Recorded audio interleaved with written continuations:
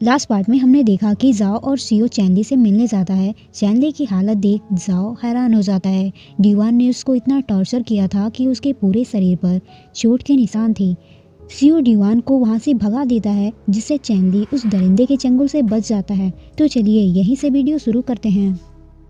आगे दिखाया जाता है कि जाओ चैनली के साथ घूमने के लिए बाहर जा रहा था। सियो उसे रोकता है और कहता है, ब्रदर क्या सच में आप उसके साथ जाना चाहते हो? सियो के अंदर अभी भी डर था कि कहीं उसके ब्रदर उससे दूर न चले जाएं। जाओ कहता है, क्या मैं नहीं जा सकता? मैं बस उसके साथ बाहर जा रहा हूँ। हम दोनों खाना खाएंगे, उसके बाद वापस आ जाएंगे। सियो बच्चों की तरह रोने लगता है और कहता है, लेकिन मैं आपको किसी और के साथ जाते नहीं देख सकता। मैं भी आपके साथ जाना चाहता हूँ। चैनली कहता है, ब्रदर प्रेसिडेंट सियो क्या वो ठीक हैं? जाओ कहता है, हाँ ठीक है, उसे अकेले रहने दो। उधर सियो फूट फूट कर रो रहा था। अब पार्टी का सीन दिखाया जाता है। सियो भी उस पार्टी में होता है। एक लड़का जिसने पार्टी रखी थी वो कहता है, आप लोग यहाँ आए इसके लिए थैंक यू सो मच। तभी सियो की नज़र डिवान पर जाती है। वो भी उस पार्टी में था। वो एक लड़के के साथ था। सियो कहता है, ये क्या ड्रामा है? देखो कैसे चिपक कर बात कर रहा है। तभी जिसने पार्टी रखी थी वो सियो के पास एक लड़के को लेकर आता है और कहता है, मिस्टर सियो ये आपके लिए है। मैंने आपके टेस्ट के अकॉर्डिंग चूज किया है। मिस्टर सियो कैसा लगा आपको? सियो कहता है, मुझे अच्छा नहीं लगा। वो लड़का सियो के करीब आकर उसके साथ गलत हरकतें करने लगता है। अगर मिस्टर सियो मेरे साथ खेलना चाहते हैं तो मैं उनके साथ वो सब करने को तैयार हूँ। सियो गुस्से में उसे धक्का देता है और कहता है, मुझे मिस्टर वी की मेहमान नवाजी पसंद नहीं आई। मुझे कुछ काम है सो मुझे जाना होगा। और रही बिजनेस की बात तो वो सब मेरा असिस्टेंट देख लेगा। उस लड़के का नाम वी होता है। वो कहता है, मिस्टर सियो आप जा रहे हो? सियो कुछ नहीं कहता। वो लिफ्ट के पास आता है। तभी उसे वहाँ पर डिवान मिल जाता है और कहता है, क्या मेरी वाइफ मिस्टर सियो के घर में है? अगर ऐसा है तो प्लीज़ मेरी वाइफ को मुझे वापस दे दो। सियो तंज कसते हुए कहता है, वाइफ? मिस्टर डिवान आपके पास आपकी मिस्ट्रेस है ना? अरे वो लड़का जिससे आप चिपक रहे थे। और आप कहते हो कि आपको अपनी वाइफ वापस चाहिए। जो लोग आपको नहीं जानते वो तो आपको देख यही कहेंगे कि आप कितने बड़े मजनू हो। वो गुस्से में लाल हो जाता है। सियो कहता है, मिस्टर डिवान अगर आपको कुछ नहीं कहना तो मैं चलता हूँ, क्योंकि मेरी वाइफ मेरा वेट कर रही होगी। मैं अपनी वाइफ के साथ कुछ प्यार की पल बिताना चाहता हूँ। आफ्टर ऑल मैं अपनी वाइफ का इतना दीवाना सा हूँ। उधर डिवान उसको घूर रहा था जैसे वो उसे कच्चा चबा जाएगा। सियो लिफ्ट के अंदर आता है और मन में कहता है, मुझे डिवान कैंग से बात करनी होगी।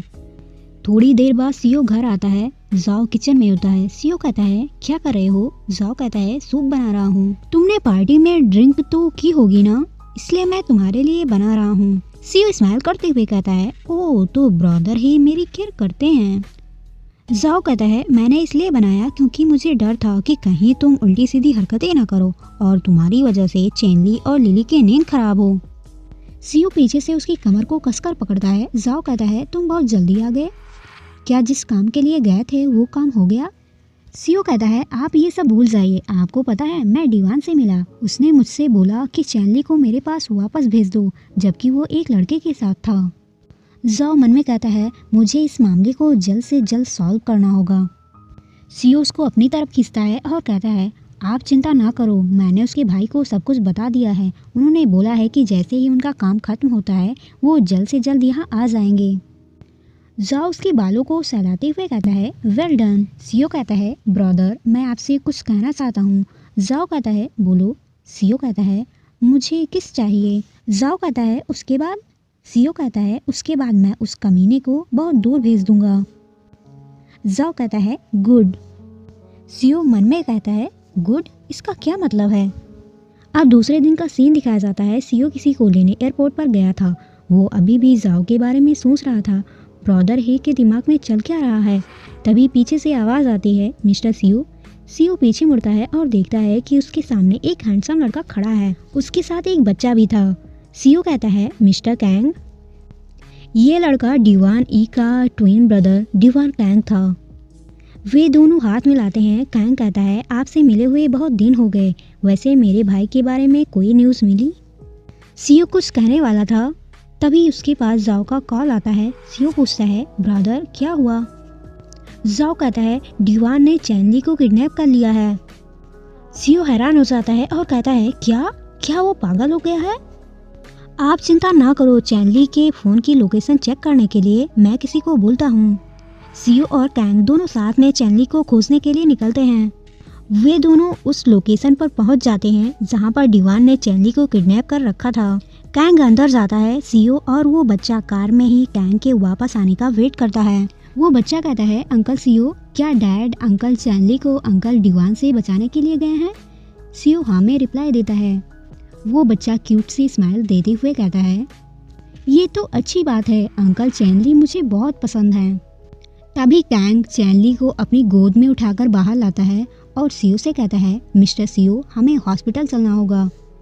उधर चैनली बहुत ही डरा हुआ था। वो कैंग को अपने से दूर जाने को बोल रहा था क्योंकि उसे लग रहा था कि वो डिवान की गोद में है। अब आगे दिखाया जाता है कि सीओ चैनली को हॉस्पिटल में छोड़कर वापस आ रहा था। वो जाओ के पास फ़ोन करता है, ब्रदर मैंने चैनली को हॉस्पिटल में छोड़ दिया है, मिस्टर कैंग उसके साथ हैं, डॉक्टर ने कहा है वो कुछ दिन में ठीक हो जाएगा। और मन में कहता है ब्रदर ये चैनली के लिए बहुत चिंतित हैं, उसके लिए सब कुछ कर रहे हैं। वहीं जब मैंने उन्हें किस किया तब उन्होंने कुछ रिएक्ट ही नहीं किया।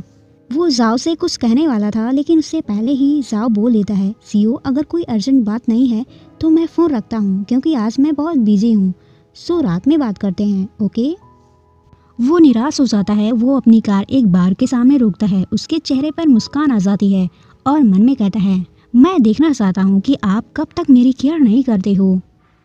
वो बार के अंदर जाता है और वहाँ से जाओ के पास वीडियो कॉल करता है। जाओ कहता है क्या तुम बार में हो? सीओ हाँ बोलता है और कहता है ब्रदर आज रात को मेरी बिजनेस मीटिंग है, सो आपको मेरा वेट करने की ज़रूरत नहीं है। जाओ कहता है ठीक है और फ़ोन रख देता है। सीओ मन में कहता है ठीक है, मतलब उसको कोई फ़र्क ही नहीं पड़ता कि मैं कहाँ गया हूँ। सीओ को लगा था कि उसका ब्रदर उससे सवाल करेगा कि तुम बार में क्यों गए हो, तुम्हें वहाँ नहीं जाना चाहिए था, लेकिन ये तो उल्टा हो गया। जाओ ने कोई सवाल ही नहीं किया। सीओ सैड हो जाता है और इसी गम को भुलाने के लिए वो बोतल पर बोतल चढ़ाने लगता है। थोड़ी देर बाद वो अपना फ़ोन चेक करता है। अभी भी जाओ की तरफ से उसके लिए कोई मैसेज नहीं था। वो और उदास हो जाता है और फिर से शराब पीना शुरू कर देता है। एक लड़की उसे रोकने की कोशिश करती है। सर प्लीज़ रुक जाइए, इतना पीना आपकी सेहत के लिए अच्छा नहीं है।